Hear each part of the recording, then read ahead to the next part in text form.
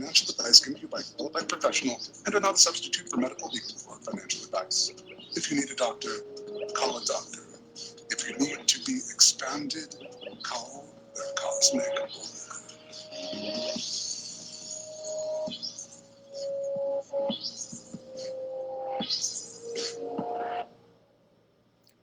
Hello and welcome everyone to the Cosmic Oracle Show. This is your host, Barbara Jean Lindsey, and it is Friday. It's May Day. It's May Day. It's really wonderful. I hope you put your hands into the earth, or maybe you did some grounding today on the earth itself, took off your shoes a little bit. It's gorgeous weather here. We're coming to you live from LA, and that maybe you did some earthing today, right? For May 1st, where you just take off your shoes and put your feet down into the Mother Earth and just relax, right? And let her take all this stress, all this stress. That's what she does. So, oh wait, just a second. Let me, hey, Brian. Okay, I'm. He has to wait just a second, Brian. I hope you're hearing this. I'm going to be calling you and adding you to the show. Okay. So I'm going to do that right now. So no worries. We have Brian Bland with us today. He is, you're going to just love having him. We're going to have him on the show. So don't worry, Brian. We're coming up. Okay. I'm calling you right now. And there you are. All right. So we're going to have Brian on the show in just a moment. So everyone just hang in there, okay? So where am I? What am I doing here? How did I get this beautiful house? How did I get this gorgeous dog? How did I get this job that I have as a volunteer on Revolution Radio? It's an all-volunteer station, so that means no one gets paid for anything that we do here. And so if you could give generously to keep Revolution Radio on the air, we would really appreciate that. And how you do that is you go to freedomslips.com. That's freedomslips.com and give whatever you can, $5, $10, hit that donate button. And we really appreciate keeping us on the air. We need $2,000 a month to keep the lights on and keep everything going. So far this month, we've collected $885.54. So thank you again for your generosity. And on Revolution Radio, we're we're here for you. We have like over 80 stations, 80 different programs, and we're on 24/7. And we have the coolest people here that are talking about really important things. And today we're talking about something really important, and that is with my dear friend, Brian Bland. I hope you can see me. No one can see me there. What's going on? Use camera. I don't see the camera. Can you see me there, huh? I don't. Wait, I can't hear you. There we go, Brian. Yeah, let's see what's going on here. I always, that's never been a problem before. So let's see. Here we go again, our usual, right? How do you start? Use the camera. Yes. Set up. It's all set up, ready to go. And you should be able to see that. That is so weird. I don't know what's going on with that. Here we go. Video, actions, live. It's just a green screen, isn't it? 21 minutes. Let's see if I can change that. Video. Yeah, it's not letting me do it. So you guys aren't going to see anything on Facebook. You're just going to hear us. And I don't know how that happened. I've never had that happen before. So it is a live video, but we're not going to get any video screen at all, it looks like. We'll just be having, here we go, viewing. Maybe, no, that's not it either.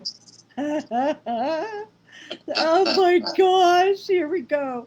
Well, I was just saying I need a producer. If there's anyone out there would like to help produce my show, I would really appreciate it because I definitely need some help here.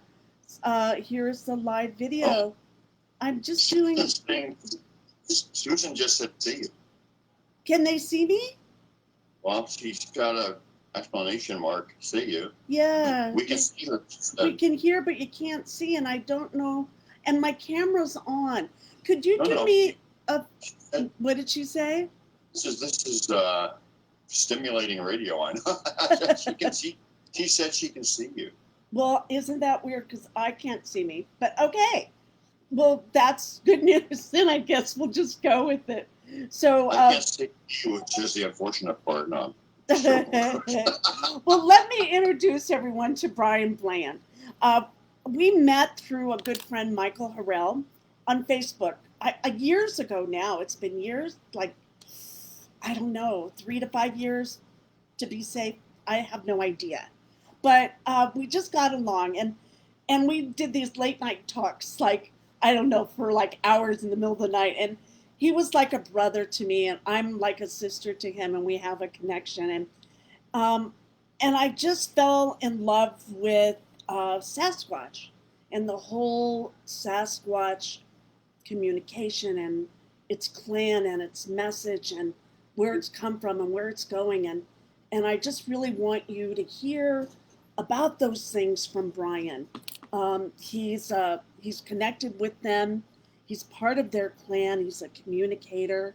He's a contactee, a researcher, and him and his beautiful fiancee Susan spend a lot of time out in that forest and connecting with their Sasquatch clan there. So welcome onto the show, Brian. I'm so glad you're here.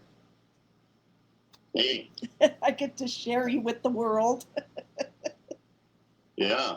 Are they ready for that? Yes, I am. No, are they ready for it? Oh yeah.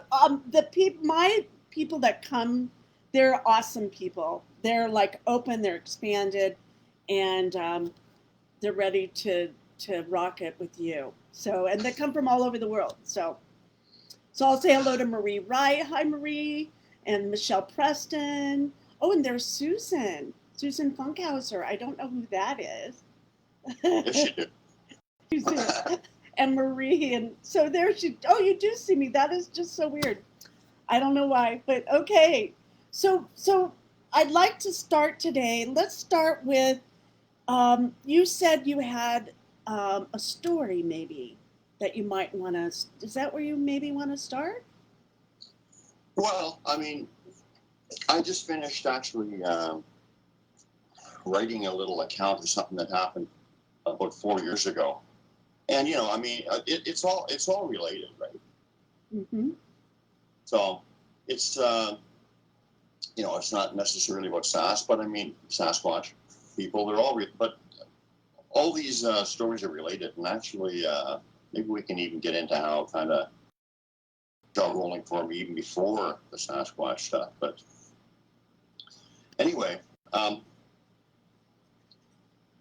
Sue and I discovered a new band called Government Mule. Have you heard of them? Nope. Okay, well the lead guitarist and main songwriter or whatever, he used to play with the guys who do Whipping Post, Southern band. The Allman Brothers. Oh yeah, I love the Allman Brothers. Yeah, and they're amazing. And so anyway, we went to a concert and seen them play one time. We fell in love with them, and then we saw that they were coming back to Eugene again at an outdoor concert. So we decided, okay, well, we're going to go and see them. So this is a really powerful story. It's you kind of, I mean, you understand because you understand energy and connection and all that. But I mean, I hope it comes across. People will understand what happened. But we were at this concert, and it was a really overcast day, and it looked like the skies were just going to open up and the rains were just going to come down. And all of a sudden, the band started playing my favorite song, probably that they do. It's called Lucky. And it was just like they started playing it, and right away I said, wait a minute, there's something very special about this. It just seems something really special, surreal. And then when they got into and it was just like the guitar player, very quiet and really melodic thing. And then the whole band came in on the first chorus. Okay. Mm-hmm. And as soon as the whole band came in, the drummer, whatever, like the sky lit up right up. No, like it looked like it was going to be miserable weather, right? Bright sunshine right over top of our heads, and we looked up and we both said something unusual and special just happened. We didn't know what it was, but we just knew there's something amazing going on here. You know, we could just feel it. And as that was going on, we were looking at the band. It seemed like time had kind of changed and stood still. The drummer was like in slow motion. It was just surreal. It was like, what is going on? And the song was guided by angels. That's all I can say. It was absolutely superb. So we got home immediately after the concert, and I happened to notice on Sue's Facebook page was up. And I saw a message somebody had written there. I'm sorry to hear about your friend. Mm-hmm. And we had checked our messages and stuff just before we had left for the concert just earlier, you know, like, because it was just right local. It's like we could have walked to the concert. Matter of fact, I think we did. I'm not sure. Can't remember if she was in that place or across the road, or it doesn't matter, but anyway, it was close. So, sorry about your friend. And then dug a little deeper and we found out that one of our very, very good friends had passed away, who was like a big music lover, right? And she was burdened down with the like her family and stuff. She had a lot of responsibility, a young daughter in school, so she was taking care of the grandchildren. She had a new house being built. Just so much stuff was piled on her. She was like fatigued and whatever, and she didn't have a lot of chance to talk to us. She was like our sister. She talked to Sue and I like for hours on end at night about, you know, like spirituality and awakening, because we're all going through it kind of early on together, right? Yeah. So we hadn't heard from her for quite a few months, but that very morning, you know, when she passed, she left us about a 3 or 4 paragraph thing saying, "I love you. I'm so sorry. You guys mean so much to me. You know, I don't deserve your friendship," kind of thing, because I'm busy and I want Brian to know, and made sure that she stressed that I knew or whatever. So, you know, I know without a shadow of a doubt that when that sky lit up, and it was supernatural. It was just like, oh my God, I knew that was my sister passing while we're saying goodbye. There's no question about it. That's just when it happened. It's just, we both looked up. We said, wow, what is this? And we found out. But, you know, that's not really Sasquatch related, but it's all related. All universal stuff, right? But I hope I explained that well. I don't know. I think when I wrote it, it sounded a little better, but yeah, you know, kind of stuff is sad and hopeful, isn't it? It is. It's that, you know, that what is consciousness? What is love? What is our connection? It's definitely not a body to body connection, but we have that connection. So if you have that connection with Sasquatch, it's or with your friend that passed, it's like love is forever. Doesn't stop when someone passes. It continues on. And however way that does, right? It can be in all kinds of different ways. Mm-hmm. Yeah, I agree with you. Okay. So where would you like to go from here then? We talked about a whole bunch of things before. So do you want me to? Well, you had some questions for me, or whatever, I but did. I was out actually camping last night. We had an interesting experience. If you wanted to hear about that. I would. I love stories. That's part of our show here, is Yeah. where people can come on and talk their extraordinary stories. They can speak their truth and be heard and respected. So you're in a good place.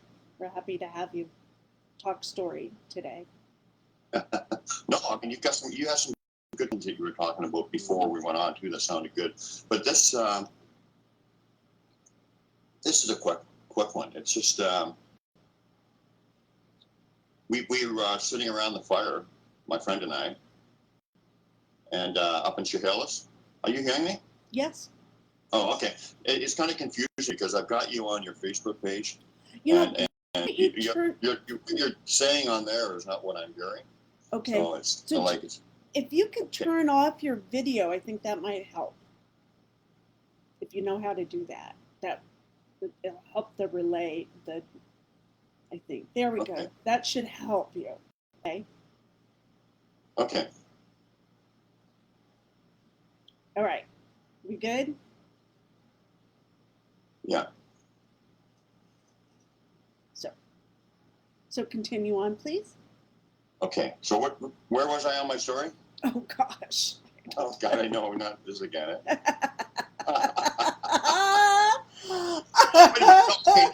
No, I'm sorry. Well, So it was last night. Something. Last night. Yeah, something that happened last night. That's right.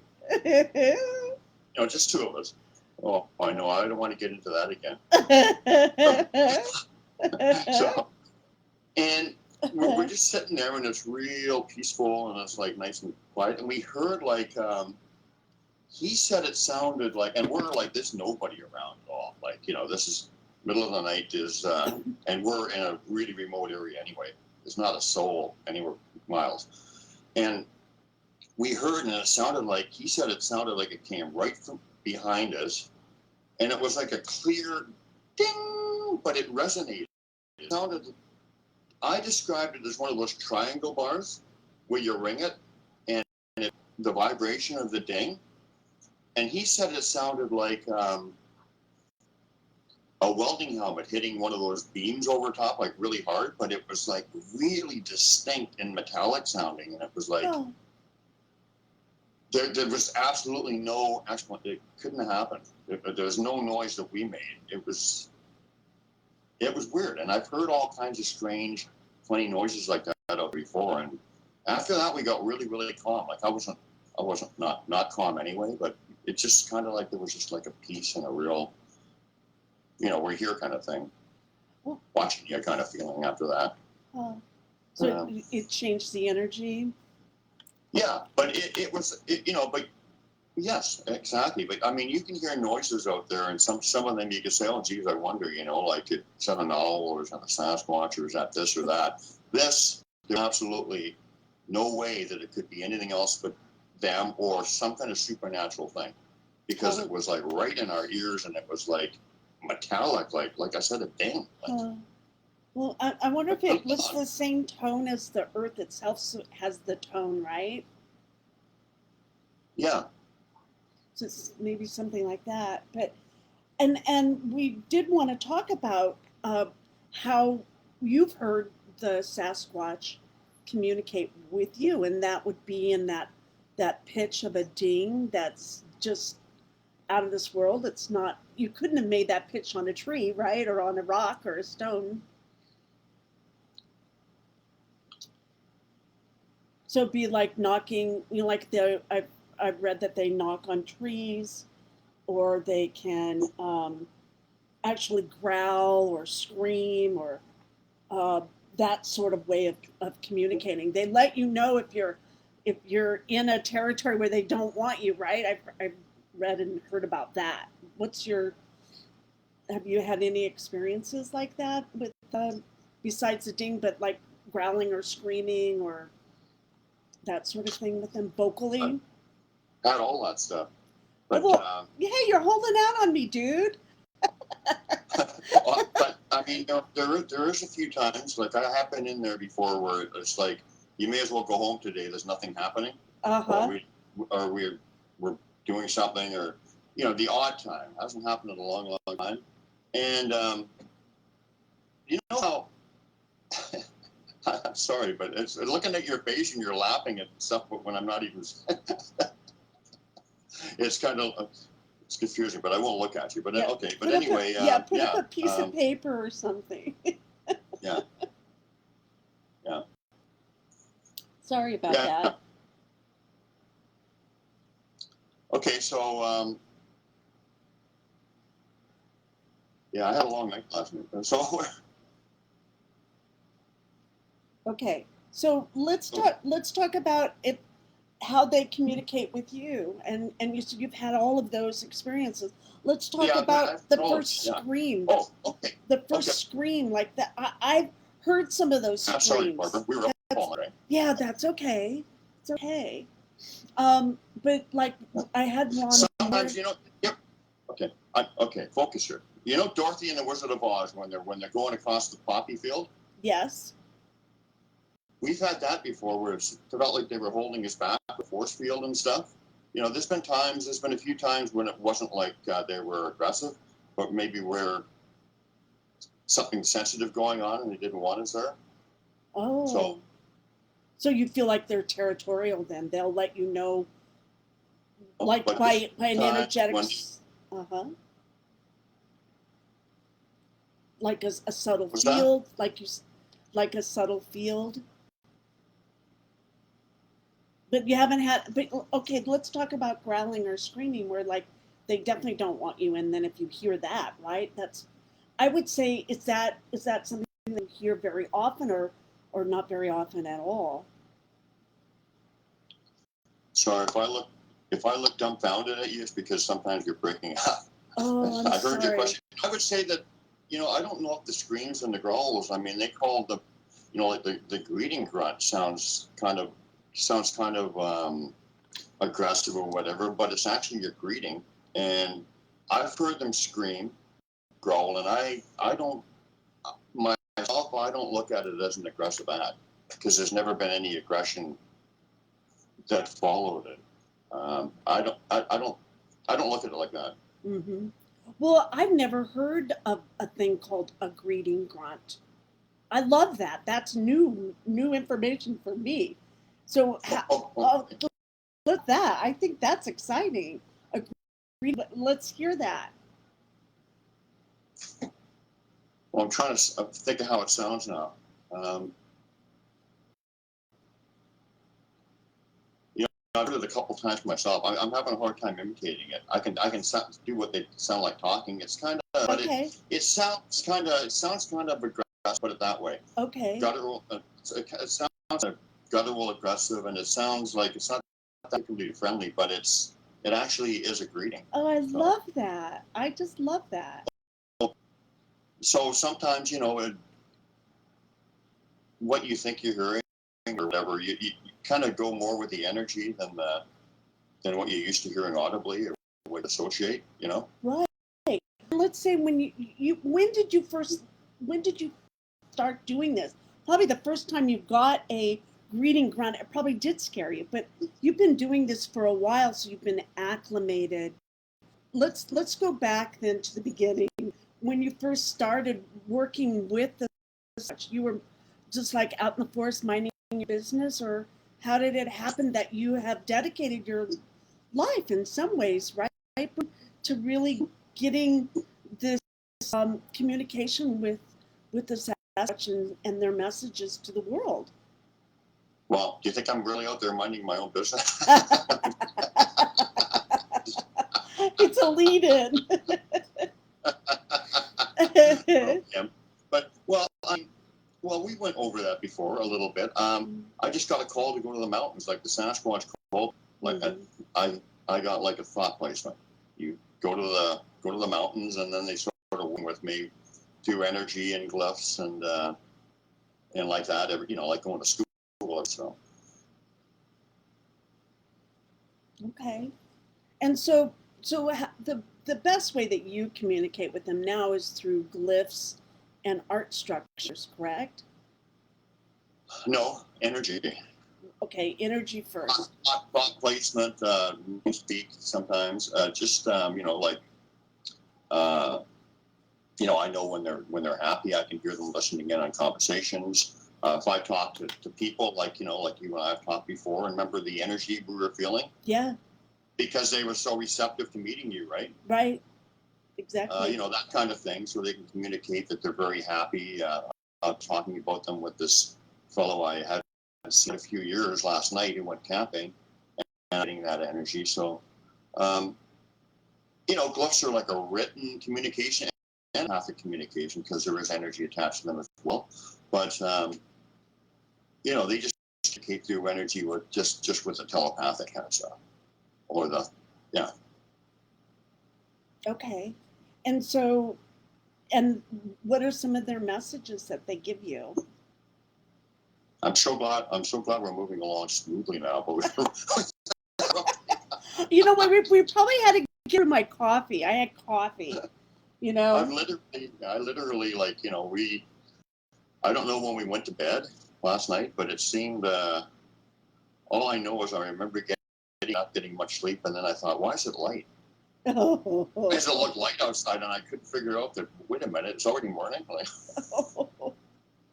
Okay, so your last question was? I don't remember. Okay.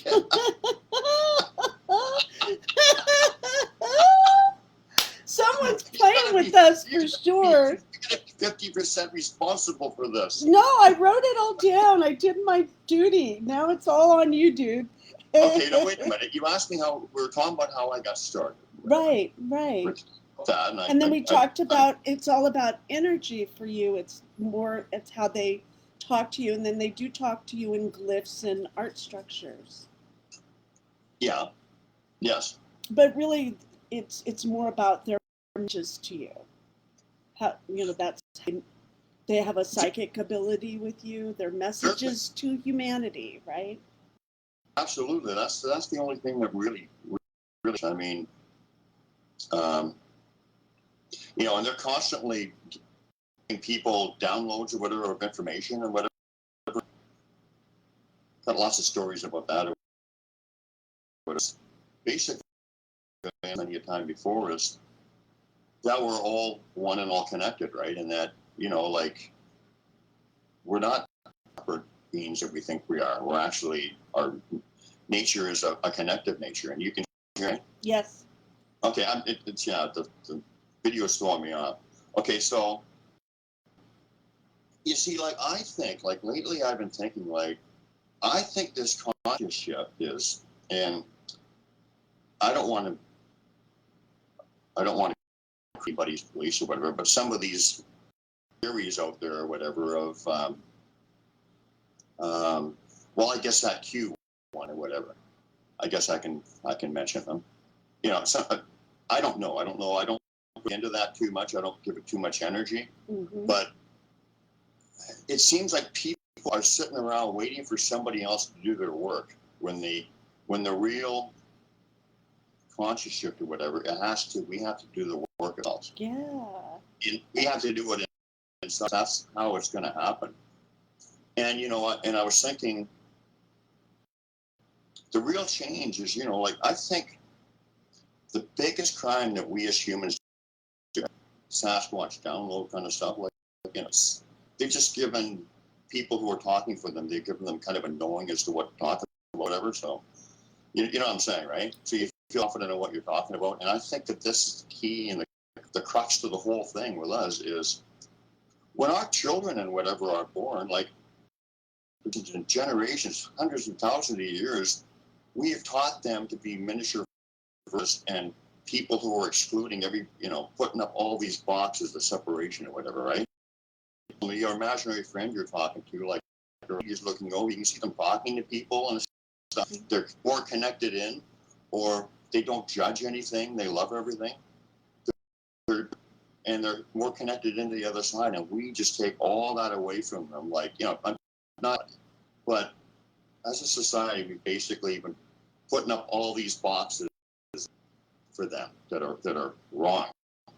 And I think that once we stop doing that and we start teaching us that we're connected, and that not to judge this person, the vibration and that stuff, that is when the conscious shift is going to happen, because we're going to all start acting differently. And the stupid stuff that we worry about now is not going to really be important. That's, I think that's why the Sasquatch wake us up one at a time, and I'm talking to you and you talking about the same stuff, and just people thinking about it and get the little snowball rolling, right? Right. Let's get it really growing. And have they been holding it us for quite a while, right? Are they like, do they have some hope? I would have given up hope for us a long time ago, and they haven't. So, it's like, right? They must be really patient beings in some ways. But and they're not judgmental because I've been on that. I've been on that energy before, and actually sometimes quite often I'm on it. But and it's an energy and no judgment. Very very easy to live in that energy and whatever. It's the way that we're supposed to be. So I'm not always there. Hmm. Well, and okay, so from what I learned the first time that we talked, is that you had established a relationship with a clan of Sasquatch. And the first one they came to visit you, or you visited him, can you tell our listeners about how you started that first initial relationship with them? Well, like I said, I got the call to go to the mountains. I was walking my dogs, and I got this energy. I guess it was a thought placement or whatever. Or it might have been mind speak, and I just didn't understand it. But it said, "Go to the mountains," and it was the first time I kind of had that energy kind of thing. You would know. Mm-hmm. But it was still, I knew that there was no question that I just believed it, even though it was new. It was real. And so shortly after that, everything just started snowballing. I got a hold of a person. I met Sue. I met other people that were, connected, and people came to me, and and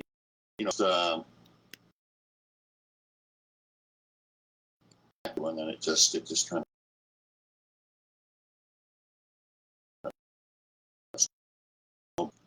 my friend there, and like right from day one, I started seeing the glyphs and the communication with the glyphs, and and it's just been kind of like school. It really, some people I know described it as like kindergarten, grade 1, grade 2, and it really is with the glyphs and the way they educate with them or are educating me. It's very much like that. It's very much like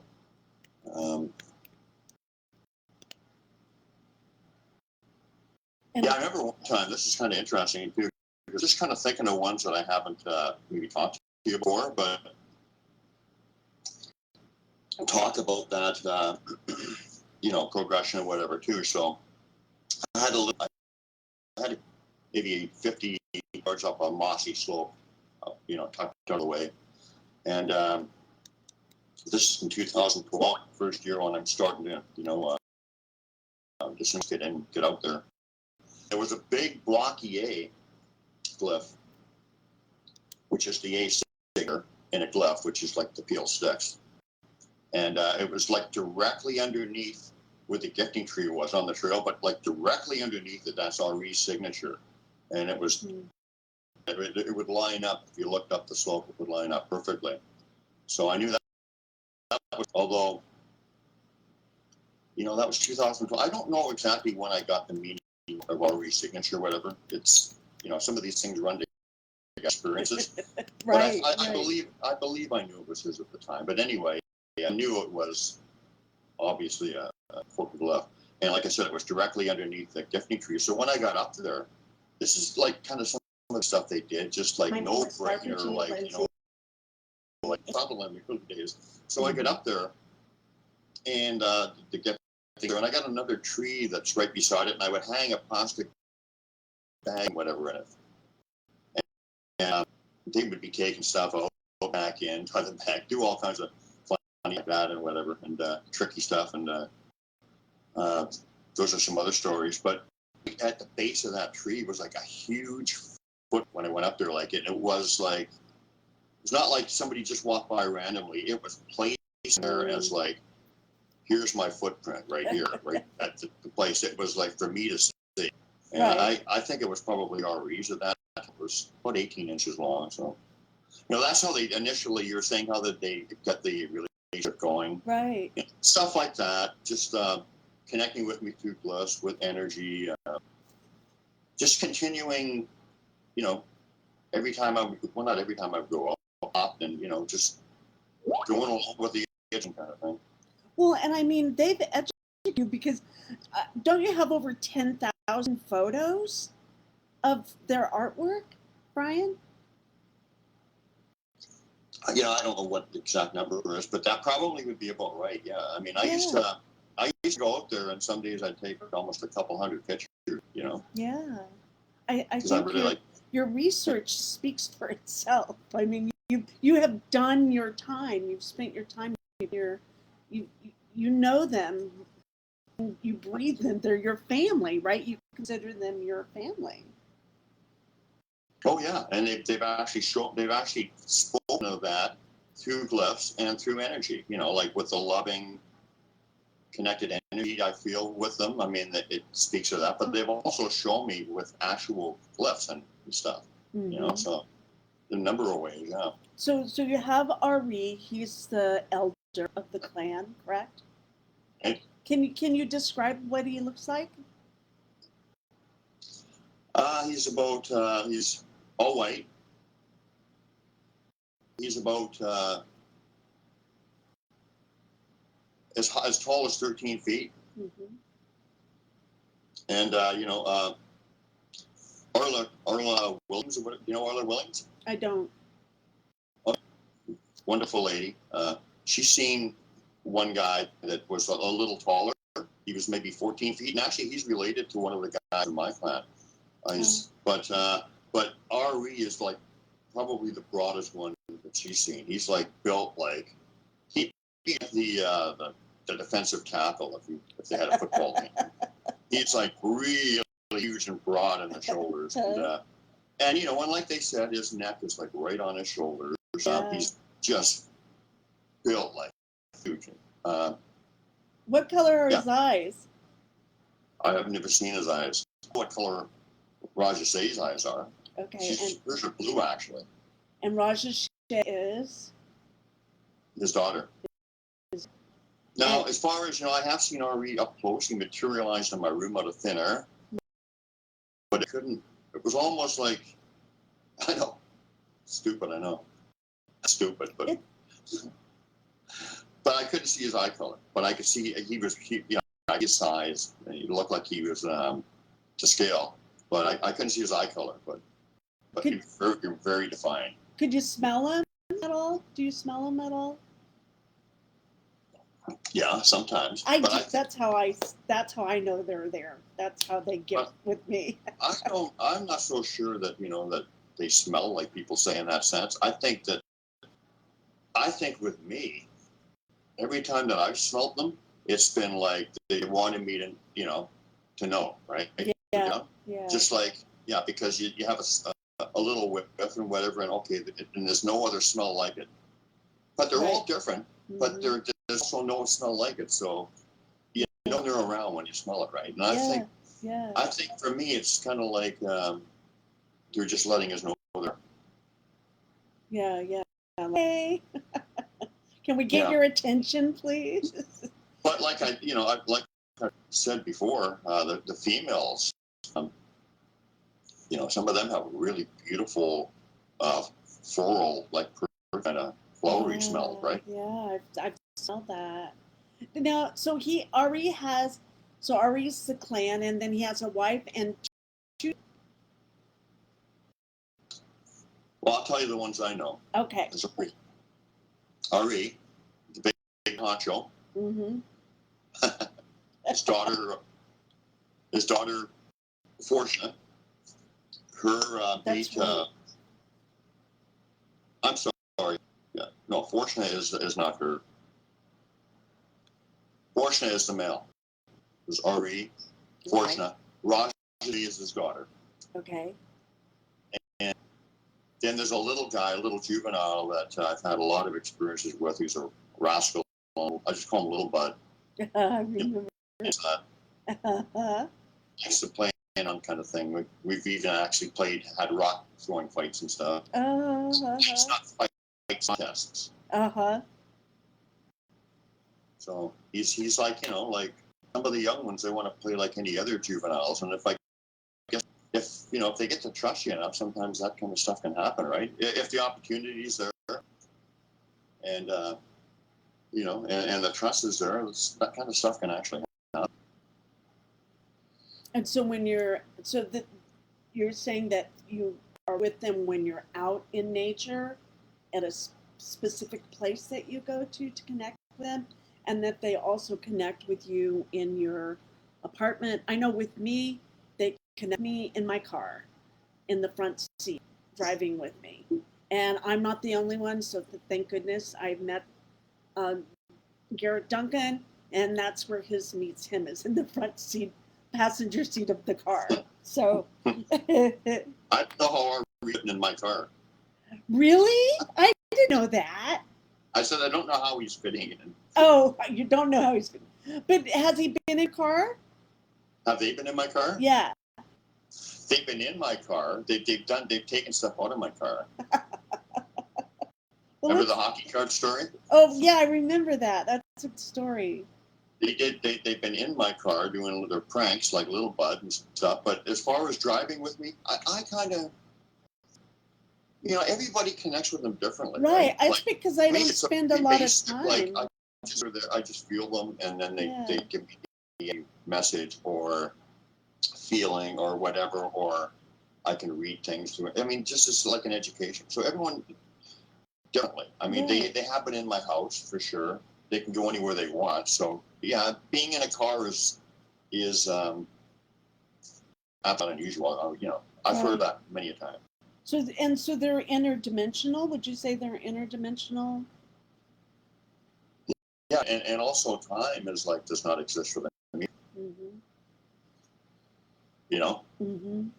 So I mean, I don't know if I mean. Let's talk time. It's and they have a much longer time period here on Earth than we do. Are they able to go in between dimensions, and our time here is much different than the dimension they come from? Or giving you much communication about that? Well, I'm not sure if this is answering your question. Okay. It may not be, but I want to bring. Well, it's similar, and it might be. It might be answering it. Okay. But as far as the time thing goes, I know a lady, and it makes an absolute perfect sense to me. And this lady is really above board, and I really like her, and I think, I believe what she said. And with what I've experienced, it makes sense because I've seen them do things time related that they had to be manipulating time, right? Mm-hmm. So she told me that her someplace one time, and they had everybody frozen in place, like like in Star Trek. Remember when they were all walking among people and they were all like statues and frozen and stuff? Yeah. She said that they had her and them were walking among them, and all these people were frozen, and so they could do all kinds of things. They could change stuff around, or they could manipulate things, and the people wake up or whatever, however you would say that, and things are right. You know what I mean? Yeah, that's so cool. They froze in time and place, and then took the little chessboard pieces and moved them around. That's kind of my experience, because I've, that really makes sense. A lot of the stuff I've told you and I've experienced, it's kind of like a big answer. Yeah. And so do they view gifts? Oh yeah. Ooh, what's your favorite gift that they've given you? All my brothers and sisters. Actually, yeah, that probably wasn't. I read that one. But we needed a drum roll with that. Oh, actually, the physical gifts, they're also special. I don't want to rate them and one below, but I mean, it's just a general. There was one, the raven. There was the raven feather one time. We got a raven feather, and then there was some weird happenings that went on with that. And the ravens I just absolutely love. They're just so connected in with nature and the Sasquatch, and they're messengers, and they're just such a bird. But I mean, I think the it's got to be my 3 gift rocks that I got one every year. I mean, those things are just. I love your rocks. Tell it, yeah. I wish we could show it. The way they set them out for you in a beautiful pattern, like an artistic pattern of stones that communicate with you, like fine art, right? It's beyond words that you can feel their love in those stones, and they're caring for you. Yeah, those ones are like their own family. They're all related. Somebody looks at them, you see that. It's pretty obvious. And a lot of lessons, and there were some other people were connected into the story. There was another story that was intricate, a glyph story to it. They're just an amazing threesome of rocks that you can just see just by looking at them that they are a family. And so, yeah, they're amazing. But I've talked about that before. I've actually talked about that on channel, right? Which I just put out there. So, I mean, I only got not even a couple hundred subscribers. So, but I just put that out there because I like, they're fun to put out. And it's in a way I can talk some of my stuff and just get it out there to share with people. That's the only reason I put them out there. Just to, throw a couple seeds around like we're supposed to be doing. And if something takes root, then that's cool, right? Well, yeah, I think it's important. Your work's important, and you've built a real connection with them that's solid over the years, through time, through space. I mean, it's meant to be, and you're communicating for them. You're an ambassador between them and humanity. So it's an important role that you have. And actually, yeah, that was one of the sweetest things they ever told me. Is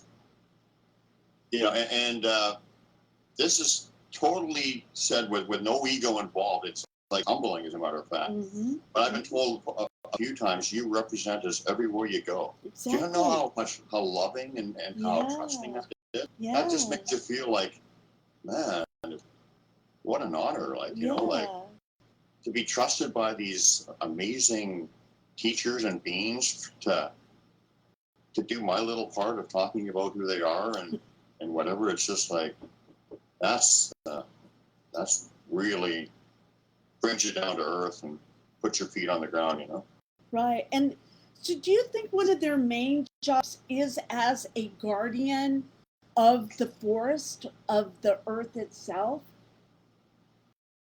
Yeah, to wake us up, of course. Yeah. Mm-hmm. You want to hear a little story? Sure. About, you're talking about gifts and how their family.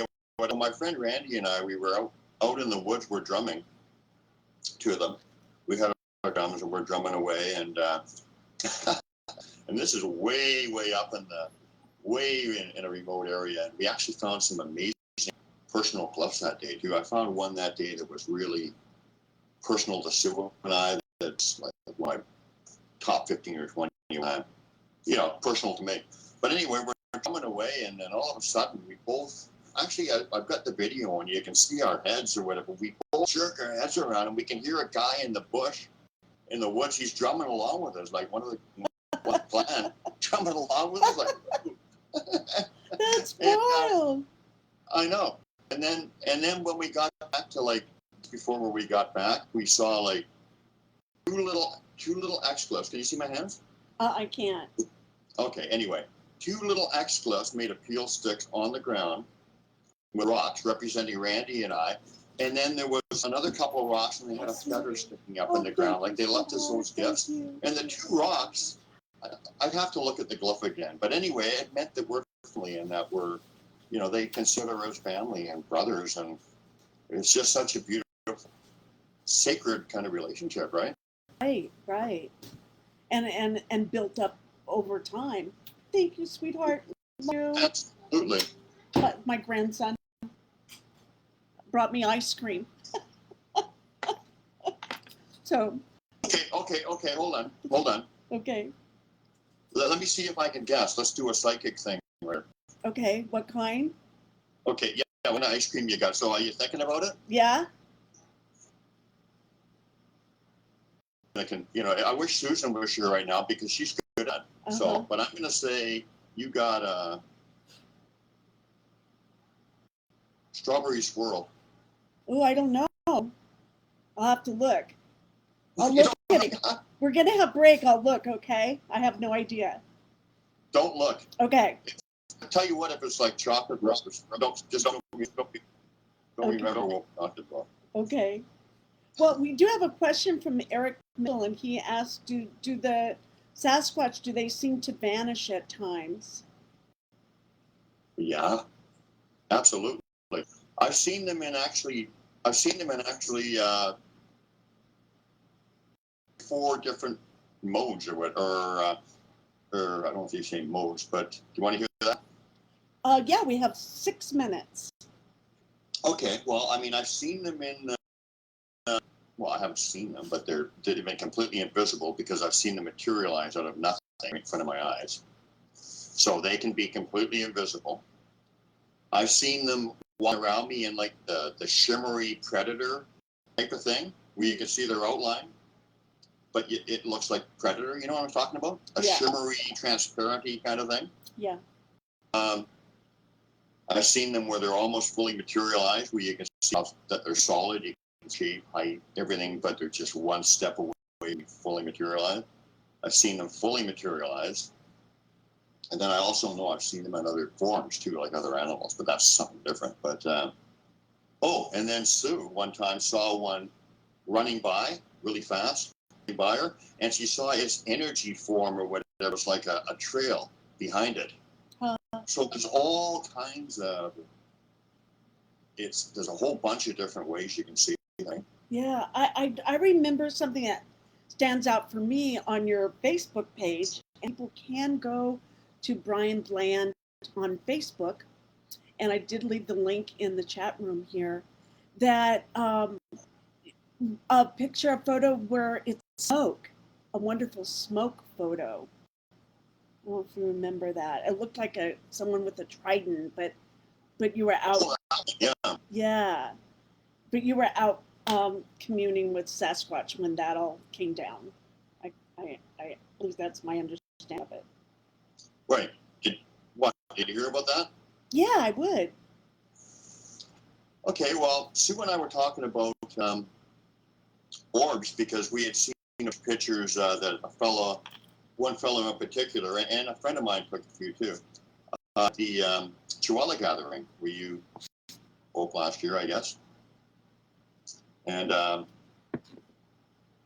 so we're out in this area that a fellow told us, hey, I've had good connection out here.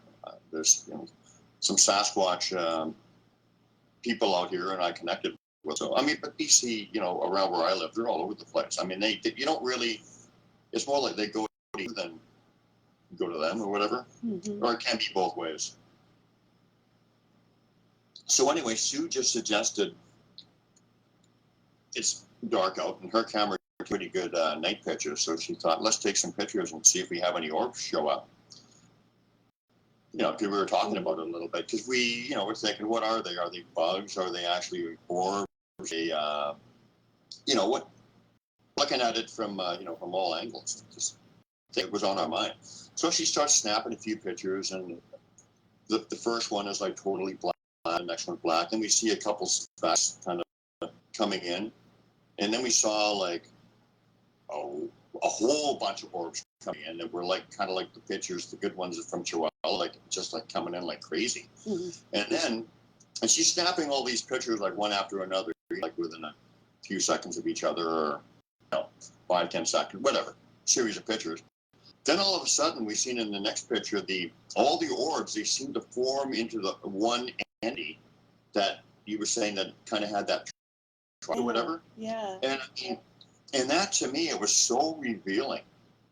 That's the whole reason for it, because I saw that this being, this conscious being, was bringing its consciousness in from all these different areas of consciousness, or areas. It was bringing in from here, there, and they were all forming together. Like, so it had its consciousness all over the place at the same time, right? Yeah. And it was coming together into the one. So that was like a huge answer for me. Like, wow.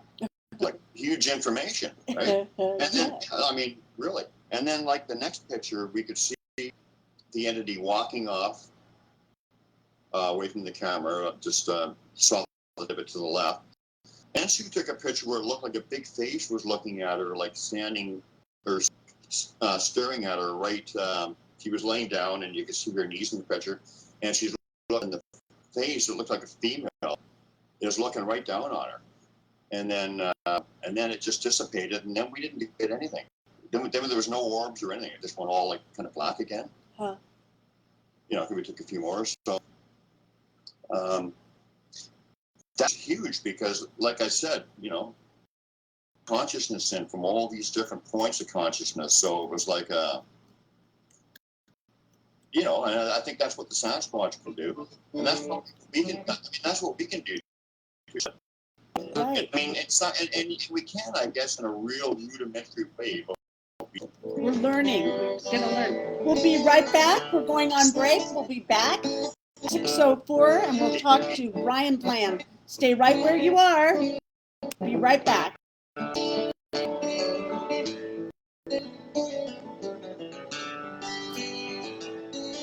And you are live, Brian.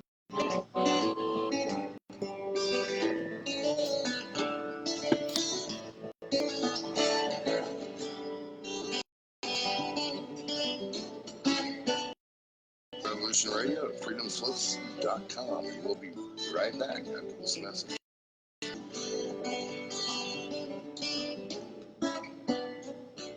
Wadia will remain. Or be quiet.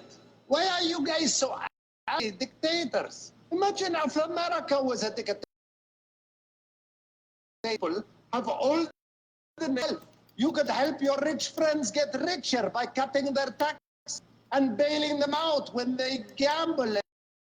You could ignore the needs of the poor for care and education. Your media would appear free, but would secretly be controlled by one person's family. You could wiretap phones. You could torture foreign prisoners. You could have rigged ballots. You could lie about why you go to war. You could fill your prisons with one racial group. No one would complain. You scare the people into supporting policies that are against their interests. Tune in Monday through Friday, 4 p.m. Eastern Time for Liberation Nation, where America comes to hear the truth. I know this is hard for you to imagine, but please try.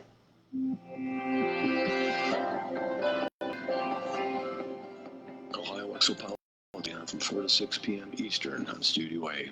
Mark Schneider will have guests on that will discuss many important topics, including the state of the world today.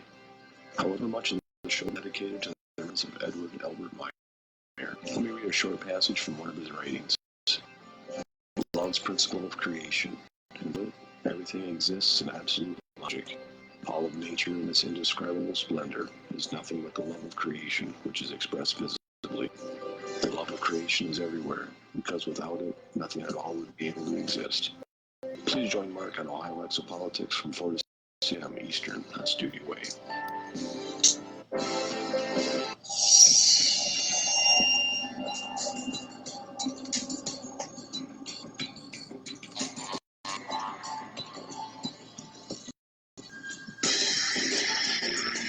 It is no secret that the so-called mainstream media, best described as controlled propaganda, English news stories are either ignored or spun with half-truths, and this essential facts and vital information are often compromised. Join Dr. Ott every Friday night on Studio B at 10 p.m. Eastern and learn why the story nominated for a Peabody Award in its second year of producing unparalleled broadcasting excellence in 1997.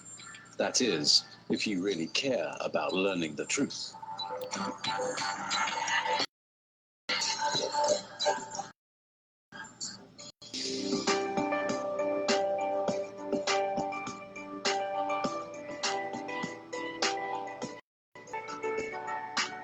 Transcending time and space, let us take you inside your mind, thoughts divide, and mystery wine. Join us every Monday evening right here on Illusion Radio at freedomslips.com from 8 to 10 p.m. time. And you will catch the perspective with our great host, Lori and Fenton. Come listen in and share some amazing stories from the past to present, along with all of our guest secrets to the future. Fenton Perspective every Monday right here, 8 to 10 p.m. time, only on Revolution Radio. Oh, you don't need to expect us. We're already here.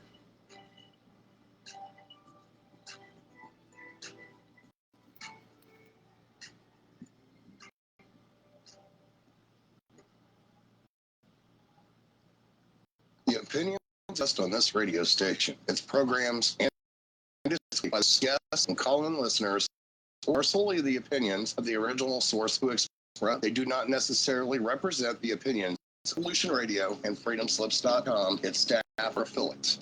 You're listening to Revolution Radio, FreedomSlips.com, 100% listener-supported radio, and now we return to you, your host.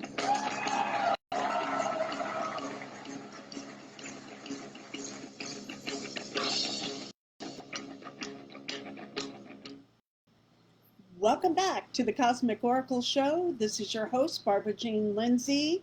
And we have with us this evening, we have a good friend of mine, and he's bringing wisdom and his experience and his stories about the Sasquatch here on the show this evening. And for part 2 of Brian Bland. And before we bring him back, I do want to thank you for giving generously to Freedom Slips.com, Revolution Radio. That's how we stay on the air. We're an all-volunteer station. Whatever you can, $1, $5, $100. Just go to freedomslip.com and hit that donation button. I also talked briefly about a trip that I planned. It's all set to go to Egypt in February. I will be going with co-hosting. I have a special guest there, Stephen Myers from the pump.org, and we are taking a group to Egypt, and that'll be February 5th through the 13th of 2021. We'll be through the whole coronavirus thing by that point, and if you ever wanted to go to Egypt, I'm telling you, we have an amazing trip, and you can find out about that by just contacting me here at Facebook, Barbara Jean Lindsey, or going to the pump.org. We'd love to have you, and we have only like 12 spaces, and it's starting to fill up. So thank you for that, and go ahead and visit my page, barbarajeanlindsey.com. I have some esoteric university classes that start May 7th for developing your psychic abilities. I'd love to work with you. Check it out. So, and there's Daniel Fettinger. Hey, Daniel, welcome to the show. And so I'd love to have you. So check it out, and I'll do give readings. I'd love to have you contact me to give you a psychic reading, and okay. So enough of that. I normally don't do that, but Brenda asked me. She says, "Barbara, you need to do that." So connect with me. I would be more than glad to do in any way that I can with your psychic development, or if a psychic reading. I've been doing it for 30 years. So anyway, so welcome back, part 2 with Brian Bland, and we're talking all things Sasquatch. Welcome back to the show, Brian. Hey. Hey. We're quite a show, aren't we? Well, yeah, I got worried there. I said, but when we start rolling, we're going pretty good. Yeah. Well, I think part of it is too, is and you know more about this than I do about from a Sasquatch perspective, but it is about a love connection. It's where, with you and I, the Sasquatch, that the love thing is so important, and we just don't get to talk about it too much. And if you and I can connect at the heart, and then connect with Sasquatch at the heart, and then connect with our reader's heart, we're going to be okay, right? Oh, that's what it's, that's absolutely what it's all about. That's what the conscious shift is, connecting to our heart. They teach that. Yeah, They teach that, right? And absolutely. And so, how did they teach you to open heart? What did they do? How did they do that? Were you different because of your relationship?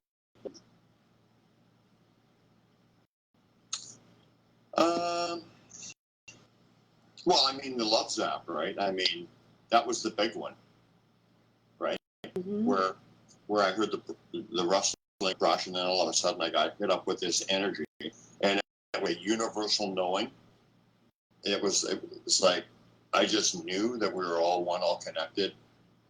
There was a big download of information. I knew it. I felt it.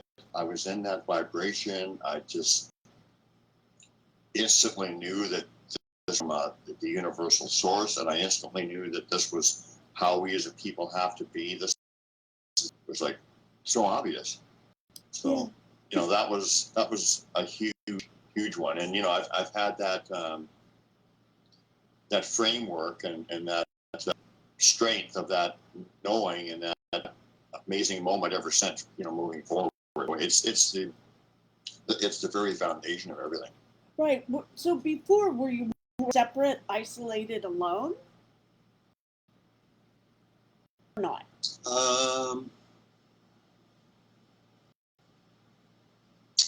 I think that we all, as we all come back as we can come back as souls, and we have missions to do, and we have stuff we're supposed to do, and agreements that we come back for. And some people this time are back to do what you and I are doing and stuff. Mm-hmm. So, I mean, sometimes it's prearranged, and sometimes it's like you go with it as it's happening, right? So I guess both ways. And so let's talk about some of the love connection stories, maybe, or whatever story you'd like to talk about. That's one of your favorite stories, like a classic experience with the clan. Some of the more in your face ones were early on because they have to get your attention, right? Uh-huh. Now, I mean, a lot of the stuff was more subtle and whatever. Like last night, that or whatever. Like there was no other explanation for it. It was impossible for it had to be supernatural origin or them, but it wasn't like a big crash or whoop or a scream or something dramatic. A no-brainer, nevertheless. I think one of my all-time favorite stories was when I was gifting tree a while ago, or not a while ago, many years ago, 2012 probably, and I was standing up and I was looking into the woods and behind it and whatever, and kind of feeling the gang there. And can you see me on screen or no? I can't. That's okay. Okay. Well, I'll just describe it. So anyway, I'm standing there looking off into the woods, and like this is really remote. There's not another soul, and nobody else could have heard me or whatever.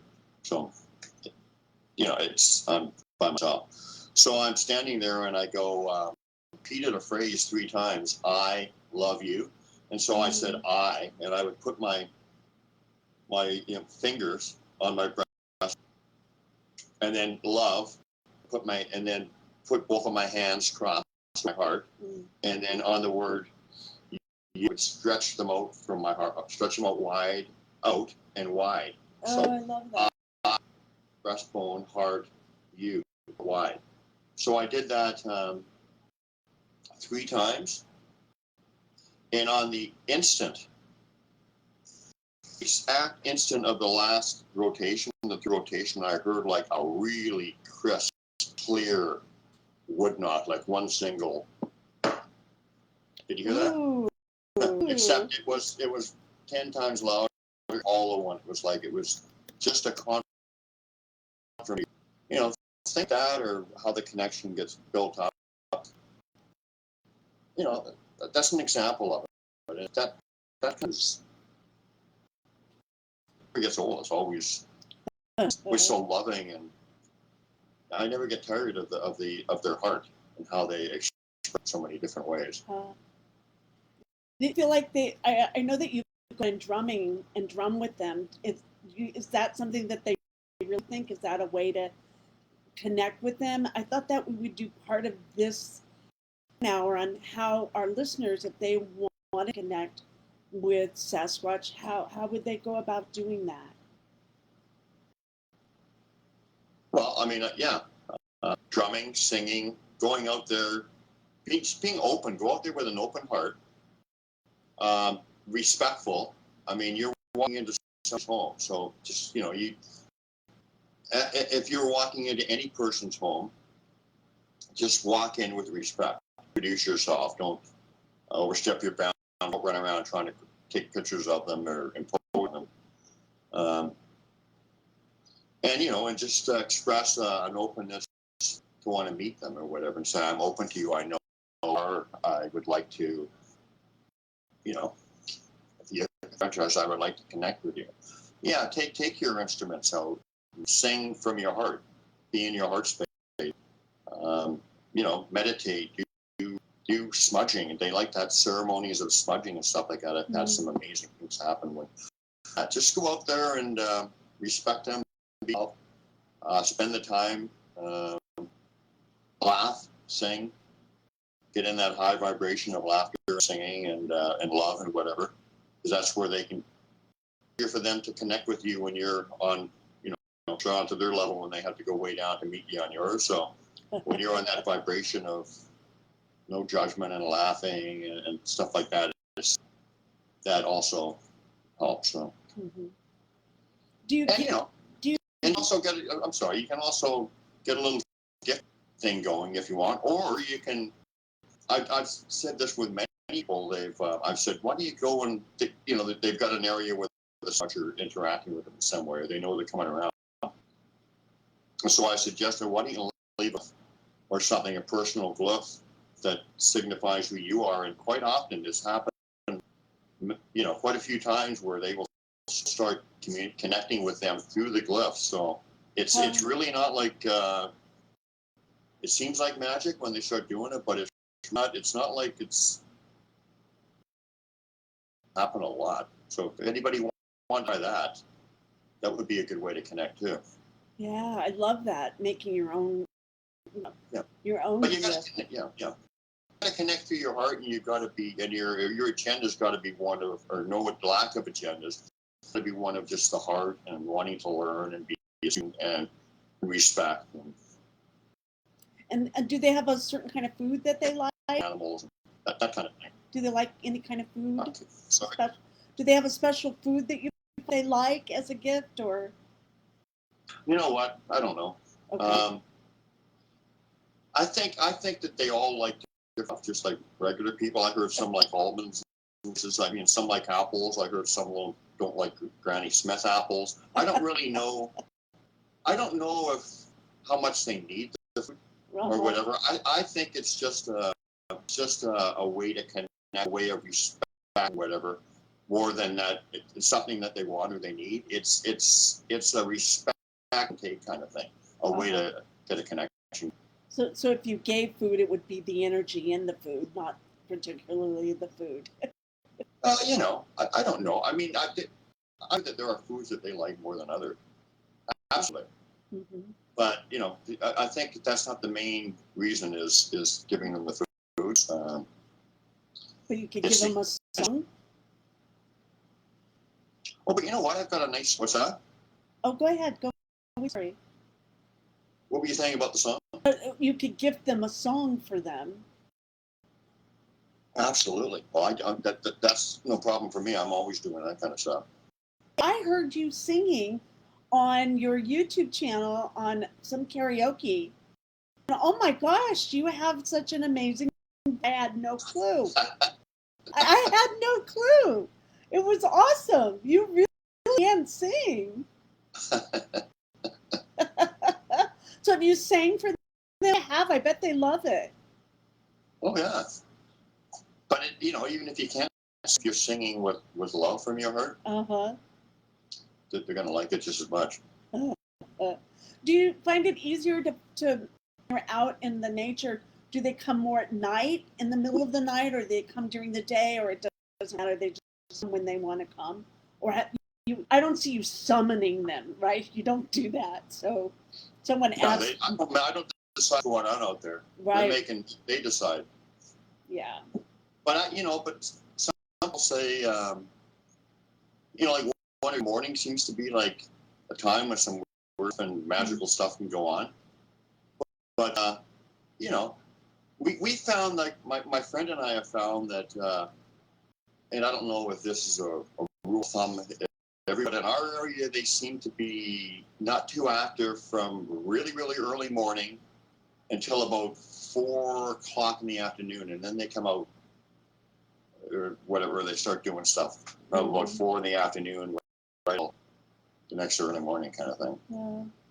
Are your parks are those there in Canada, like they are here in the States? Or are they still open for people to go? No, the place I'm going to is closed right now. Are you feeling? But there's woods everywhere around here. I mean, I can, get into the woods. It's no Okay. problem. It's just Yeah. my favorite place I like to go to. I can't get in there right now. Yeah, I know. With in California, the mountains close the trail here, the Mount Wilson Trail. I was looking last night, and the mountain is so happy, and all the animals are having a celebration that it's not tracked by humans all day long, all night. So they finally get to have a break. And why didn't we think about that before? That the animals in the forest need a break from us sometime too. Absolutely. Yeah, well, I mean, there's got to be some good come out of it, Mm-hmm. People look at things and a little different, and it's good for the animals and for the earth, like you said.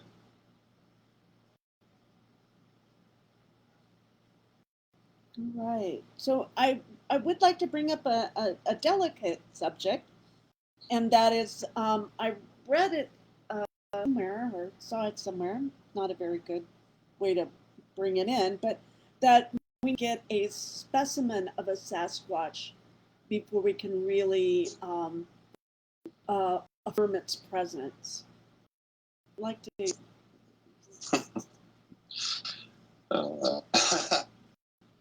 Boy. Well, that I can't even. It just makes me crazy, man. Yeah, it's so stupid. It is, isn't it? I mean, yeah, we just have to listen to telling us, because because they've already been through that evolutionary or of like growing from. Well, they're already in that hierarchy. That's the only thing that really matters. It's not proving that they exist or whatever. I mean, I like to call myself a researcher, because it's kind of like they're my family. So I'm researching you. I'm learning from you, and you're like my teachers, and you're my friend, my family, connected. Yeah, that's absurd to me. But that's that's the science kind of thing. We have to prove everything, or we have to be in control of everything, or we have to know everything. It makes no sense to me. It can be very, very right when what offer is truly amazing. Well, if you've been hit up with that knowing whatever, and you're being taught by that going whatever, then it is it's amazing, changing. It is life changing. It really is. I remember seeing my first Glyphs year, and when I saw it, my breath up. I think I held my breath. I wasn't expecting it, and it was real. It was just surreal in that moment. It's like time stopped for me. Make sure I saw it. I went off trail to see it, and I still think about it. It was such an impact, like such a low. We're here. We're with you. We're like, it was pretty amazing. Pretty amazing. Mm-hmm. I remember you showing me the picture of that glyph, and yeah, it was I can be I can be skeptical at times to the money but that one to me, that was absolute no doubter. Yeah, that was a really right in your face one for sure. Well, that's a reason I was talking about my first one. That's my second one from them. And it was weird that they put it on top of so I would see it, and it was from a tree that wasn't there. There was no other trees from that. So how did it get there and was put in a specific pattern for me to see? That just happened recently. That was that because I feel like I don't have time for them, and that in a way, I got to make more time to be with them. You have so much to teach, so that's what I love about you, Brian, is that you spend a lot of time with them, and they've taken you on a direct path. Being able to communicate them pretty closely, and so much that they are your family. And yeah.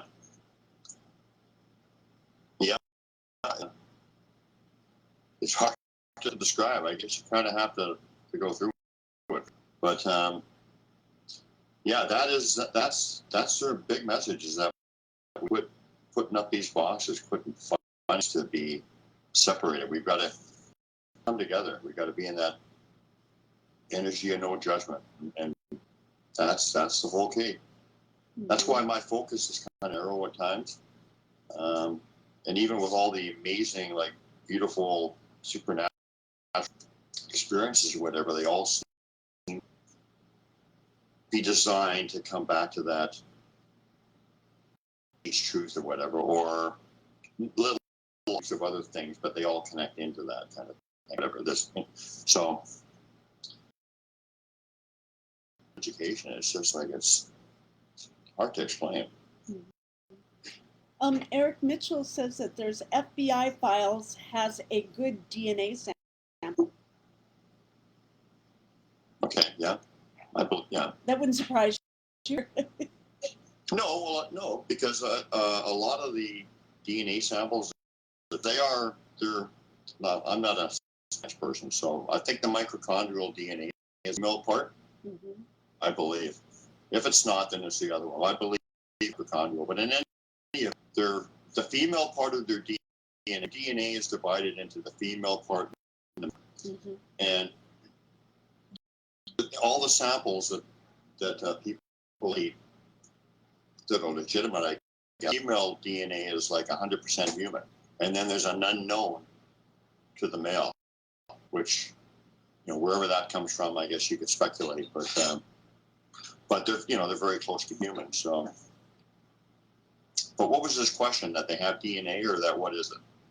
Just letting it that we don't tell them to find it because they are right, the yes, DNA yes, sample. very good point. Yeah, we don't have to. Why do we have to? I know, that was just it was shocking. When I saw that, it was just shocking to me, and it these people are here to try to lift us up and to raise us to a different level because they love and they care, and because the earth, to them is precious too, so they have an interest in it too, sure. But they're from a loftier, way more evolved perspective, and we're just running around trying to kill them and stuff. It's just I call them apes and primates and primitive or whatever, and the stuff that we do is so far down the evolutionary scale from them. Oh jeez. Give our heads a shake. It's really true. It's really true. People want in the woods to leave your. Oh, I'm not going to get. So sit there and sit and listen and hide and mix it up a little bit. And again, it's there are other worlds, you would say, or from a different dimension, or that they are able to go back and forth at ease. Well, And I think that their understanding of energy is such so that they just have to think something and they're there, or think I want to be there, or I mean, I'm not sure. I mean, they can show up all over the place. I mean, they can do so much stuff with energy, like just a pure thought, or pretty remarkable. So when you're out in the nature and connect with them, and your heart's open, and you drum or you sing, and then you just without expectation, right? Because there's some time to build up like a relationship, or it depends, right? But how long did it take you to develop a relationship with them, and as it grew exponentially, or does it have hills and valleys? Well, they called me to come into the woods, right? Mm-hmm. They had already established the relationship, and actually, Sue and I had some stuff going on 2 or 3 years before that kind of was, but I'll tell you about that in a bit. But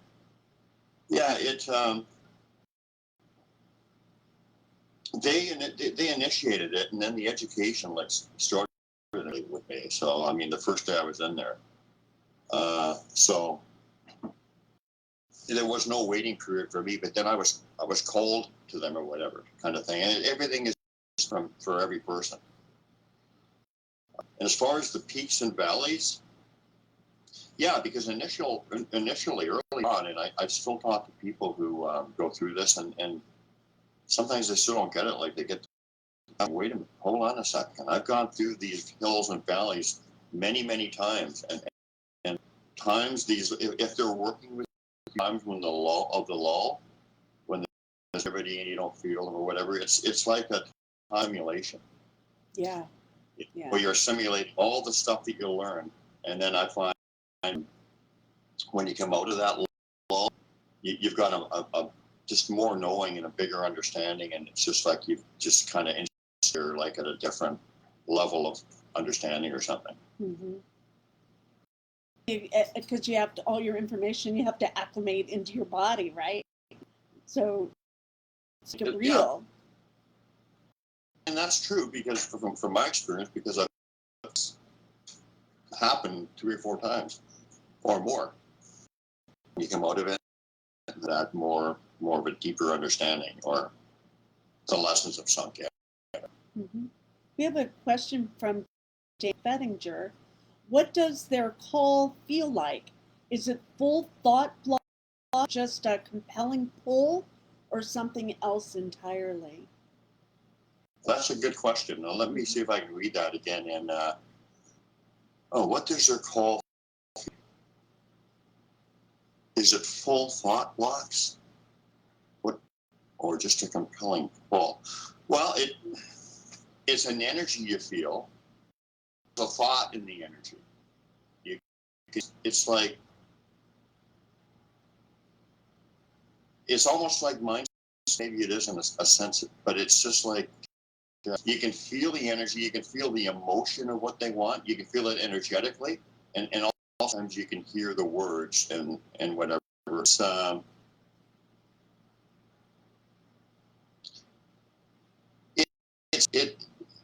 It's not like I think this, or I wonder. It's like it's more concrete. You just kind of know. It's just a feeling and an energy, and you just recognize it as a communication, and you just get to understand it. Like and you can read it or whatever, right? Because that's another thing that they taught me or whatever. Like the written and the spoken word. I mean, we can deceive. With written words or spoken words or whatever, but energy, when you understand energy, that's so true. It's the true universal language. That is so true. You can't bullshit people with it if you can read it, right? Excellent. Very well done. Yes, exactly. And when they come into your field, right, your field, you feel that, you sense that. Isn't it usually a higher vibration? Yeah, you can feel You can also sometimes feel like the energy of different individuals. Yes, exactly. They have personality, right? They have a personality with that energy, a female or a male aspect to it. Mm-hmm. And do they talk in your head like with words? Hey, how's it going? How can I help you today? Or what's up? Or have it. They have, yes. They have, like, they give me direct messages like, Yeah. you represent, you go. One time early on, they said, we want you and Sue, we want you to work with us. That kind of thing. One time they told me to go someplace and I didn't go, and they hooked the whole area on me. What? Wait, I got to hear that again. So, yeah, I mean, I don't know what the fine line. I mean, you telepathy or whatever. You probably have. Well, I can read it in a way. Getting pretty good with their energy. I don't know the terminology, so I don't know. You don't have to know. You can tell me what is the difference between mind speak and thought placement, because you can hear the thought. Sometimes you get voice too with the thought. I was going to ask you, what do you consider mind speak? You know, compare. I just get a download. I just get it. When it would be with Ari, when he comes in, his force is strong, and I can feel it. For me, it runs a little colder than what I do. Yeah. Sometimes. Sorry. No, go ahead. You're the Sometimes expert. it's like an instant knowing. You get it down, and you just know a bunch. Sometimes it's like a thought placement, and sometimes you actually hear the voice. Yeah. So. And sometimes I have nearly the experiences you've had. I just feel it in my heart, where my heart just opens up with so much love that I'm crying like a baby while I'm driving down the freeway. Absolutely. I mean, I've had that many times, just like weeping. Right. It's so strong. And it takes courage to open up and weep like that, because we're told not to do that. At least I was growing up. I don't know about you, but because you're open and you're vulnerable, right? It makes you vulnerable. Well, I feel it. It's not like you really have any choice. You just like Exactly. Because it's such a beautiful, universal kind of knowing. Like, you just, when you feel that, when you're really right in tune with that, it's just like you can't not get it. You can't. It's just so beautiful. You're connected to it. There's like no separation at all. Right. And that need to go as humans, right? Right. Because if you feel no separation with anything, you don't put up all the boxes, all those judgments. We're not going to have all the petty, stupid stuff that we people. That doesn't amount to our needs. And yet we just, it's, that's what the whole secret is.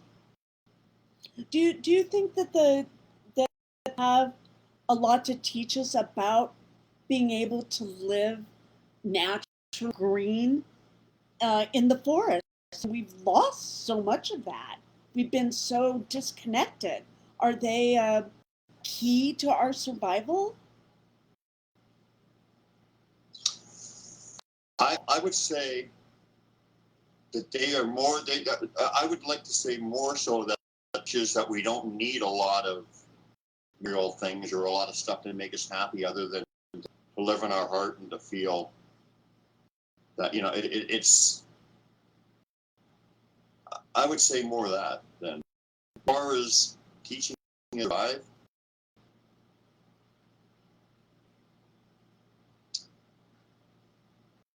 First one rings more true with me, but to me. Which one? Clarify. Teaching us to survive, but teaching us to put our heart out there or whatever. To really live, to really have a quality of life, right? It's available. Right.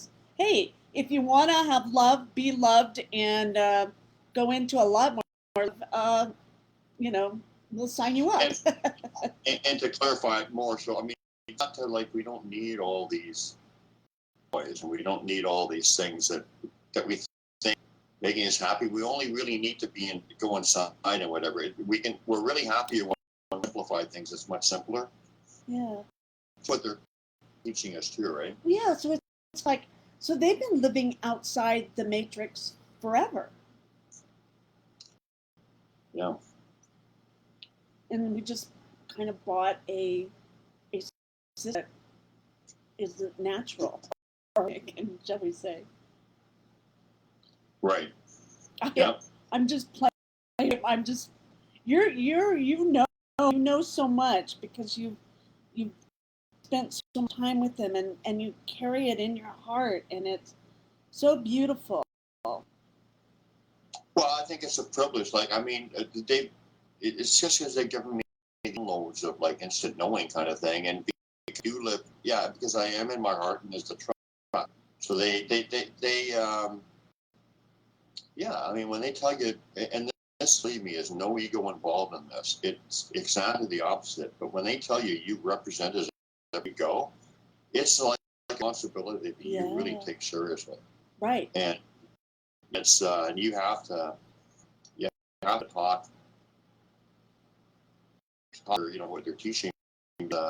Well, it's key to everything. Like, right. Yeah. So you walk or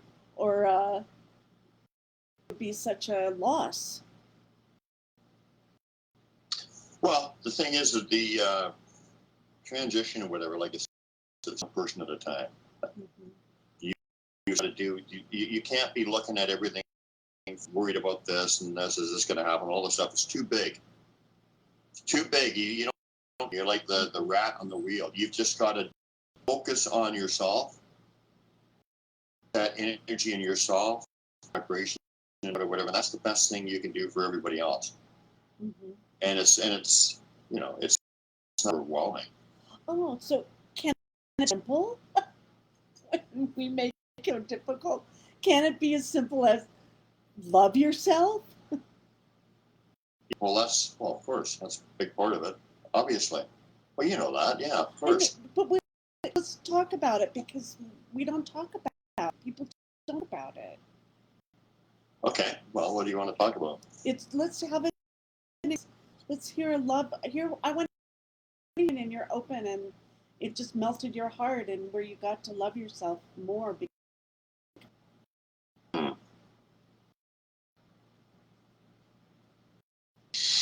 Well, maybe I'm going to go on a different one. Go. I can't really think of anything I'm with specific. you. Let's. I can go where they showed me their love, whatever. Okay. And, okay. Wherever you want to go. It talks to a little bit of what we're talking about. Yeah. So I was driving. I was getting the overwhelming loving energy. I mean, this is the one where tears are rolling down it's so on my face. It's so strong, the energy. Yeah. And so I asked Ari, I said, Ari, come and say hello, right? And I'm feeling him or whatever. And I'm walking around one of my, I'm just snapping pictures, and I don't see him or anything, but I'm feeling his energy there. And when I got home and I'm looking at my pictures after the fact, there's Ari in the picture, and he's standing right there, like looking at me. And you know, he did come to visit me. I asked him to come, and he did, and he was right there. And to me, it's like the most obvious in the world. Like, some people look at it, can't understand that they don't actually see anything. Mm-hmm. Most people do. But it just taught me a lesson. Like, if something is for you or whatever, they can make you see anything they want, or you can see it that other people can see it, right? Mm-hmm. Which is something they can do too. You can even feel energy or something off of her. It's just so, you know, it's a, I guess it's a memory and it's something frozen in, so there is an energy, I guess, would be attached to it. So, I mean, yeah, there's that interesting. You know? Yeah. So do you think you've ever been healed by them? Been rescued by We think healed. Well, yeah, I mean, they've been working on me for sure. I've woken up from a nap. I had a nap up by my gifting, whatever, and I've woke, the whole body has been buzzing and vibrating like they were doing something, like energy just. So, yeah, I would say so for sure. And I have been healed by it, Mm-hmm. for sure. Well, let's hear your rescue story. Oh, okay. Well, I told you, okay. When Sue lived in Eugene, Oregon, I used to, I worked 12-hour graveyard here in Vancouver, so I'd work all night and then I'd go down there, and it's like another 8 or 9 hour drive, so I'd be up basically all night, or all for a whole day. Get there and I'd be tired, and even the next, kind of like it takes a while to recover. But anyway, we decided we're going to go on a hike from her area, and we get out of the car, a glyph, 2 peel sticks side by side, which is one that I see all the time. And so I said, okay, they're around. They're around here. They're here. So we're going for our hike, and I just took note of the glyphs, and we're going for our hike, and all of a sudden Sue decides she's going way up the slope and whatever, and I'm just, I'm not recovered. I'm pretty fit, and I can go all over the place. I enjoy it, but sometimes you just, like I'm today. So I'm not coming up here that well, and she said, hang on, I'm coming down or something, but I didn't hear what she said, and I just happened. I just walked off, and I said, I'll just meet her back, all right? Mm-hmm. So I'm like, for somebody, luckily places I go into the woods, there's a trail in, there's a trail out, and then you can take a little detour or something. My direction is brutal. So anyway, so I'm heading back to the car, and I couldn't find it. I'm thinking, where is this car? So I'm going on these mountain roads, and I was for a couple hours in Sioux, and I'm looking for something to let me know where I am. And I went way up, and I'm like, where in the heck am I? And I got to this little clearing, and then the roads or the path went up ways. So I thought, okay, I'll try this one more path and see what, if to see if I can recognize something. And at this point, also thinking too, I might have to gather firewood. This is really remote stuff. It's way off the forest, and I might be here for the whole night. So I'm also considering that. And at one point, I'm going to have a fire. So anyway, I'm heading up this last path, and I was just about to turn around when the 2 peel sticks side by side. And I said, okay, I'm back. You guys all right? Mm-hmm. So, cool. So at that point, I was just about to turn around, but I said, okay, I'll keep going. So right as soon as those 2 sticks, I looked up, and just on the road, just above the trail, I see Sue gliding by very early in the car. Whoa. And I yelled, I said, Sue, hang on. So I got into the car, and I said, thank God I found my way back. And she said, what are you talking? You're like a couple miles away from where we were. So what happened is that those 2 sticks that I seen there, they look like the same 2 sticks that I saw, but they were in the same place. They were 2 miles away, but I recognized them and thought they were, and kept going. So that's how I ran into Sue. She's coming across on the road really slow, and she said that there was some energy or something was telling her, stop, wait, okay, go. Thing holding her back until just the moment, and then we hooked up. So it was I a saw setup. Glyph going, and she went by. So they I forgot the one of the key points too was that when I was running around, I said to them, guys, you got to help me.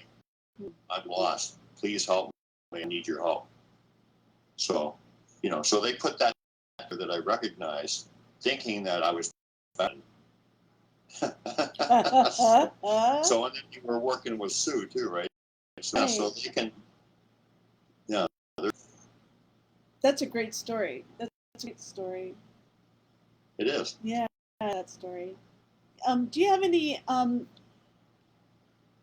UFO Sasquatch connection? Is there a connection, and do you have a story? And Okay, well, I can tell you actually now, you know what? You circle back to what I was, no, this is perfect, because you circle back to what I was at the beginning. okay, good. I'm going to grab a quick drink. I'll be 1 second. Yeah, sure. Okay, well, thanks for being tonight, everybody. We have Aka, Rena, Peter, aloha, my sister from, well, let's see, I think you said up Switzerland area, and Eric Mitchell. So random nucleotide polymorphism conduct is mind-blowing. So check that out. All right, and Daniel too, thanks for checking in today at the show. All right, let's go. Okay, so the UFO things. Mm-hmm. So, okay, I think this was a precursor, so I'll quickly go when I was a kid or whatever. So, I mean, I'll tell you the ones that I figured that was like what people would consider to be that kind of interaction. So I was 18, I came back from Ontario, Canada to start a rock band with a friend of mine in British Columbia. And I'm laying on a mattress in this basement because I'm just staying there at this place. And I saw a glowing line of a human figure like standing right at the bed in front of me. And I was not sleeping. I just laid down. The chalk line, crime chalk line, was all transparent. There was no form inside, but it was like a fluorescent glowing of a human-sized being looking at me. And so then I looked to my left, and it was on his knees and like kind of looking at me like with a skill to right looking at me, and you would think that would freak somebody out, but for some reason, the next day none of this stuff has ever really freaked me out, and I think it's because in this case, I think it was because I think I subconsciously knew who it was or whatever. That, you know, I wasn't a stranger. So there's that, and then okay, and this is very interesting to Sue and I. So about 2 years before we met, and we had our similar and collective experiences, we were both married to other people. And we kept having these blood splatters or little spots turned up on our bed for a period of a couple of years, and not coincidentally, it was going on for us at the same time. In the same years, it was happening to her and to me at the same time, even though we didn't know each other. And, we could never figure it out. It was no bleeds, no cuts. There was just no explanation. So I think something was preparing us for something. Yeah. Because 2 or 3 years later, we started awakening and stuff. Now, I don't know,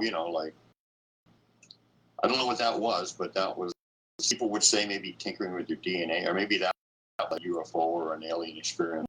No, it was. But it was for what we're experiencing now. So do you think the Sasquatch brought you to? Well, they really talked about it and said they wanted us to get together. Yes, and they still do. So anyway, that's a big story in itself. That's a big in itself, Brian. Well, they've just given me mind speak and thought placement, like you and Sue. We want you working together. You have a job, and they connected us like through energy. I mean, that's an entirely different. That's a different story for sure. I mean, that's a whole interview right there, just the stuff between Sue and I.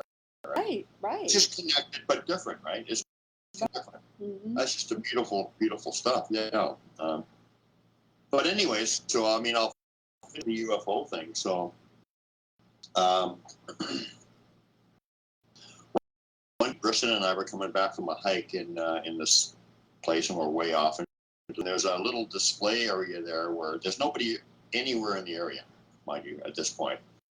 Totally alone, for miles around. But there's a little display area there where they had a big tin roof of it.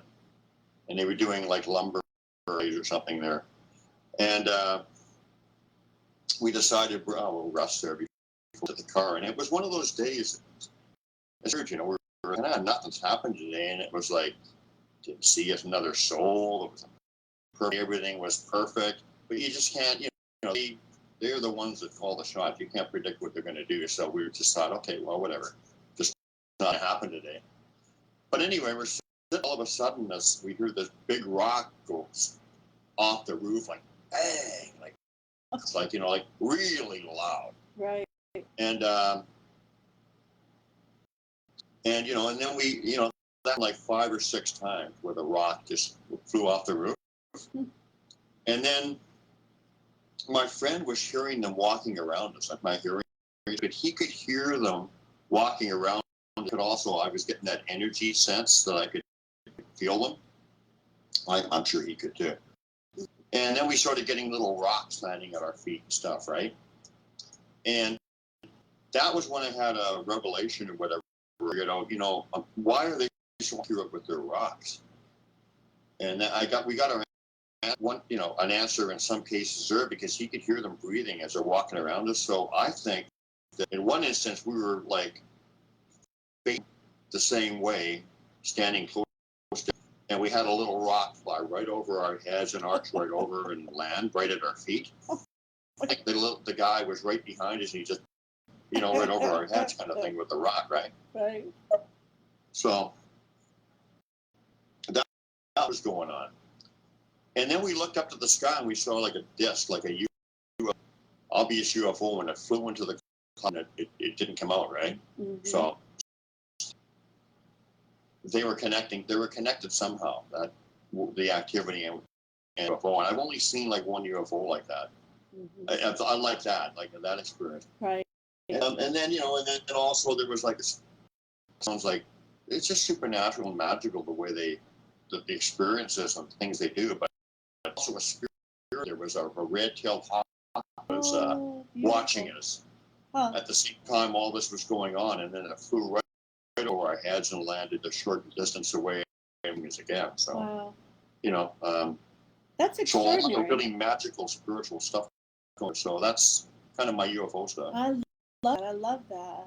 Well, I think we'll call that our show for this season. And thank you for coming on, Brian, and telling us stories. We do have Daniel Fettinger says, hey, about your story, Sue. He says, that's fantastic. I'm sure they were giggling like mad as you found they're great. I think that's a great story, the you and Sue story. It's intense. Like we got some intense energy, and it was like, it was so strong. We got hit up with some kind of energy when we're talking, and all of a sudden it felt like I could have ripped with passion. So like I'm gonna quit my job right now and walk 300 miles to Oregon, and it would be worth it. It was just like, and then it just kept going on from there, and then like I had like holographic visions of it. It was just so beautiful. Yeah. Sometimes I don't take any leaps of faith. Everything I talk about it's exactly like I say it, but it's not like, what the hell is? That's crazy, right? It's not. That's more like our life can be in some ways, right? We just lost that connection. Once you have this connection, these sort of things take time. Then I think Braille is when we're closer to that vibration or whatever. That's in the creation and everything. That's where it's all happening and all that stuff. So we're kind of like discovering it. Right. It's all like get back. And through the help of Sasquatch, that's their mission. Let's show them what they've lost. It's yeah. So I mean, my advice to anybody. I mean, I would say I don't watch or listen to the news at all. That's lower crap. Mhm. I don't. They're just trying to keep you in that panic and that fear kind of. Keep it really. Just go in your heart and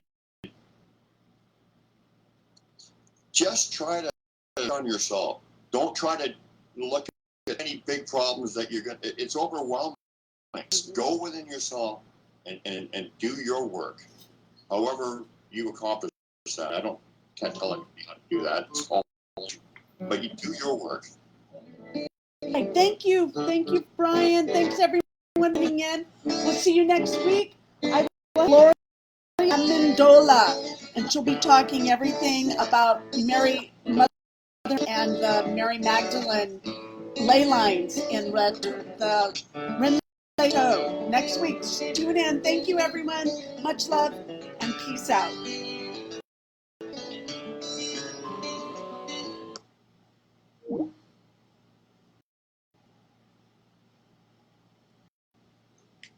Thank you, everyone, for tuning in here on Facebook. We'll see you next week. Looking forward to it. Take care.